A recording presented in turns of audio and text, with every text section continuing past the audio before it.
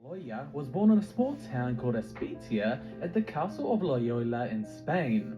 His parents, Don Beltran and Donna Marina, had a big family of 13 kids, of which Inigo was the youngest. Sadly, his mother Donna soon died after his birth, and a young Inigo was put in the care of Maria de Garden, the local blacksmith's wife, who brought him up. As young Inigo grew up, he developed a strong interest in military exercises and was driven by a desire for fame. He read stories of hero knights who conquered the enemies and received wealth and women. At just 17 years old, he joined the army, and at least according to one writer, he was a fancy dresser, an expert dancer, a womanizer, sensitive to insults, and a rough, punkish swordsman who used his privileged status to escape prosecution for violent crimes committed with his priest brother at carnival time. 1 year after joining the army, he took up arms for military leader Antonio Manrique. Inigo was good at what he did and what he had dreamed to be all his life, so much so that he earned himself the title Servant of the Court.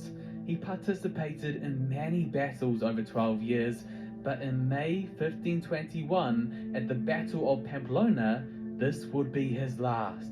He was severely injured when in battle. A cannonball ricketed off a nearby wall and shattered his right leg. Straight away, he underwent harsh and multiple surgeries to repair his leg, with his bones set and re-broken.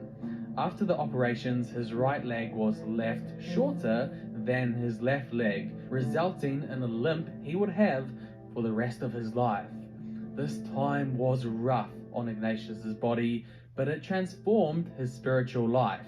He had no books on knights or romances to read during this time, so he moved his attention to religious texts on the life of Jesus and on the lives of the saints.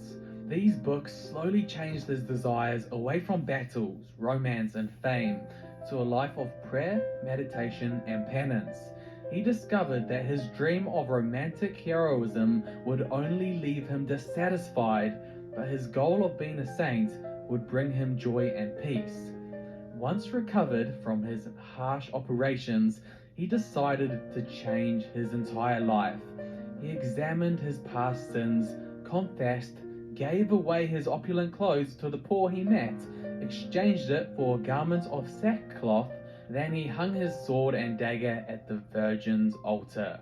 He changed his way of life completely. He lived in a town called Montserrat for about a year, begging for his keep.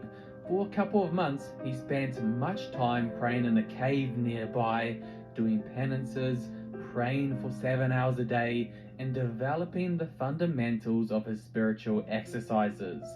He then spent a number of years studying and growing his understanding in the faith. He went to the University of Paris, where he gained his magisterium at the age of 43, and it was here where Ignatius made two very important friendships: Francis Xavier and Peter Faber, two Portuguese students who would later become his close associates in helping him form the Jesuit order. In 1539, along with his two close friends, Ignatius formed the Society of Jesus, now known as the Jesuits, which was approved by Pope Paul III in 1540. Ignatius sent those in his order on missions across Europe to create schools, colleges, and seminaries. He wrote in a letter to Francis Xavier a Latin phrase, "Et inflammit omnia," meaning "go set the world on fire," and they did this with the growth of their order. The order stressed absolute self-denial and obedience to the Pope and to the superiors in the church hierarchy. This was summarized in the motto Perende ac Cadivia, as if a dead body, complete self-denial. On the 31st of July 1556, Ignatius of Loyola's life on earth came to an end, probably a result of the Roman fever, but we are not certain on that. A man who originally wanted to follow his own desires for fame, for war, for fortune, for power, but in the end dedicated his life to God's, not his own will.